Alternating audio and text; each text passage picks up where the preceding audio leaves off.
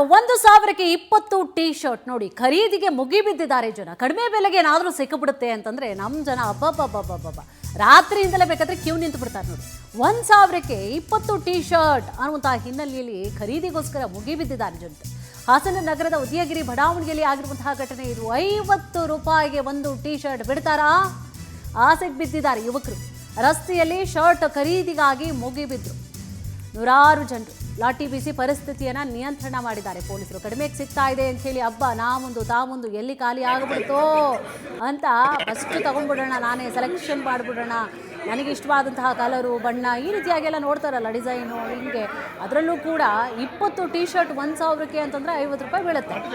So ತೊಗೊಂಡ್ಬಿಡೋಣ, first ಎಲ್ಲನೂ ಎತ್ಕೊಂಡ್ಬಿಡೋಣ, at least ತಗೊಂಡು ಬೇರೆಯವ್ರಿಗೆ ಸೇಲ್ ಮಾಡಿದ್ರು 100-200ಕ್ಕೆ ಸೇಲ್ ಮಾಡಿದ್ರು ಕೂಡ ಲಾಭವೇ ಅಲ್ವಾ ಅಂತ ಹೇಳಿ ಮುಗಿಬಿದ್ದಿದ್ರು ಜನ ನೋಡಿ. ಹಬ್ಬಬ್ಬಬ್ಬ ಎಷ್ಟು ಜನ ಬಂದಿದ್ದಾರೆ ಖರೀದಿಗೋಸ್ಕರ.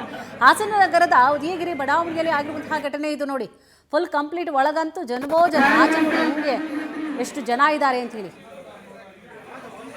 ಆಸೆಗೆ ಬಿದ್ದು ಯುವಕರು ಬಂದಿರ್ತಾರೆ. ರಸ್ತೆಯಲ್ಲಿ ಶರ್ಟ್ ಖರೀದಿಗಾಗಿ ಮುಗಿಬಿದ್ದಿರ್ತಾರೆ ನೂರಾರು ಜನ. ಲಾಠಿ ಬೀಸಿ ಪರಿಸ್ಥಿತಿಯನ್ನು ನಿಯಂತ್ರಣ ಮಾಡಿದ್ರು ಆಮೇಲೆ ಪೊಲೀಸರು.